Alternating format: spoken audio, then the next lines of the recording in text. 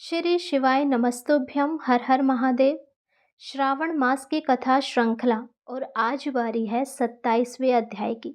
यदि आपने शुरू से इन कथाओं को नहीं सुना तो डरने की कोई भी बात नहीं है।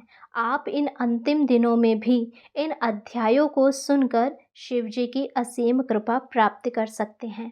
आइए आज सुनते हैं 27वें अध्याय की कथा। एक बार की बात है, सनत कुमार ने भगवान शिव से अत्यंत विनम्रता से पूछा, हे देवादिदेव, आपने श्रावण मास के महत्व का विस्तार से वर्णन किया है, जिससे मेरे मन में कई कथाएं और जिज्ञासाएं उत्पन्न हुई है। कृपा करके मुझे कुछ और विशिष्ट कथाएं सुनाइए जो इस मास की महिमा को और भी स्पष्ट करें। भगवान शिव मुस्कुराए और बोले, हे सनत कुमार, तुम बहुत ही श्रद्धावान हो, इसीलिए मैं तुम्हें इस मास की और भी अद्भुत कथाएं सुनाता हूँ। सुनो, इस अध्याय में मैं तुम्हें नदीराज, सिंह और गौ, करकट और श्रावण स्तुति के बारे में बताता हूँ। ध्यान से सुनो, और जो कोई भी सच्चे मन से इस कथा को अंत तक सुनता है, मेरी कृपा उस पर विशेष होती है। अब भगवान शिव सनत कुमार को कथा सुनाना आरंभ करते हैं। पुराने समय में एक नदी थी जिसे नदीराज कहा जाता था। उसका जल अत्यंत शुद्ध और शीतल था, लेकिन वह हमेशा इस बात से दुखी रहती थी कि उसका जल जीवन तो देता है, पर वह स्वयं मोक्ष से दूर है।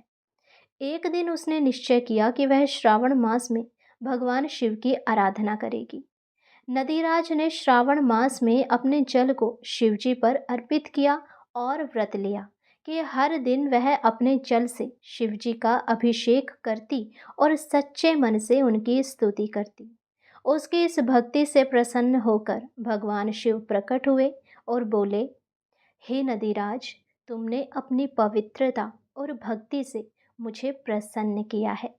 मैं तुम्हें वरदान देता हूँ कि आज से तुम्हारा जल जो भी श्रावण मास में मुझे अर्पित करेगा, उसे मोक्ष की प्राप्ति होगी। तुम्हारा जल मेरे शीश पर सदा विराजमान रहेगा। और इस प्रकार नदीराज को मोक्ष का मार्ग मिल गया। एक कथा आती है सिंह और गौ की कथा। एक जंगल में एक क्रूर सिंह रहता था जो हर रोज गौओं का शिकार करता था। उसी जंगल में एक बहुत ही शांत और दयालु गौ रहती थी जो भगवान शिव की परम भक्त थी। श्रावण मास में एक दिन जब गौ चर रही थी तो सिंह ने उस पर हमला करने के लिए छलांग लगाई। उसी समय गौ के मुख से ओम नमः शिवाय का जाप निकला। यह सुनकर सिंह अचानक रुक गया। उस दिन वह गौ का शिकार नहीं कर पाया। गौ ने उससे कहा, आज श्रावण मास का दिन है, यदि तुम मुझे मारोगे तो तुम्हें पाप लगेगा। मैं प्रार्थना करती हूँ कि तुम इस मास में क्रूरता छोड़कर भक्ति करो। अब गाय की बात सुनकर सिंह को पश्चाताप हुआ। उसने गाय को छोड़ दिया और श्रावण मास में शिकार ना करने का व्रत लिया। वह प्रतिदिन एक बेलपत्र और गंगा जल लेकर शिवलिंग पर चढ़ाने लगा। इस प्रकार उस श्रावण मास में शेर और गाय दोनों को भगवान शिव की कृपा प्राप्त हुई और वे सद्गति को प्राप्त हुए। भगवान शिव सनत कुमार से कहते हैं, हे सनत कुमार, अब एक और कथा सुनो जो है करकट और श्रावण स्तुति। एक नगर में एक करकट यानी कि केकड़ा रहता था। वह अपनी कुरूपता और निम्न योनि के कारण बहुत दुखी था। एक दिन उसने श्रावण मास में एक ब्राह्मण को भगवान शिव की स्तुति करते हुए सुना। अब करकट ने सोचा, यदि मैं भी भगवान शिव की भक्ति करूं तो शायद मुझे इस योनि से मुक्ति मिल जाए। उसने पास के सरोवर में जाकर एक छोटा सा शिवलिंग बनाया और उस पर प्रतिदिन जल अर्पित करने लगा। वह अपनी छोटी सी भुजाओं से बेलपत्र ढूंढ कर लाता और अर्पित करता। उसकी भक्ति को देखकर भगवान शिव ने प्रसन्न होकर उसे दर्शन दिए और उसे वरदान दिया कि अगले जन्म में वह एक ज्ञानी ब्राह्मण के रूप में जन्म लेगा। कर्कट ने भगवान शिव की स्तुति कर मोक्ष प्राप्त किया। इन कथाओं को सुनाकर भगवान शिव ने सनत कुमार से कहा कि श्रावण मास में एक छोटे से प्रयास, एक सच्चे मन की भक्ति भी व्यक्ति को मोक्ष और सद्गति प्रदान करती है।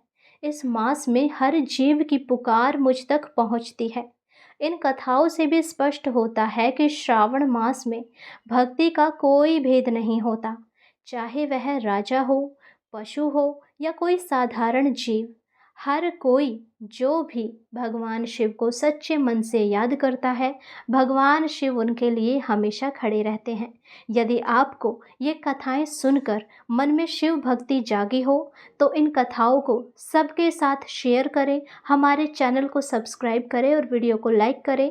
कमेंट बॉक्स में हर हर महादेव अवश्य लिखें। हर हर महादेव, जय शिव शंभू।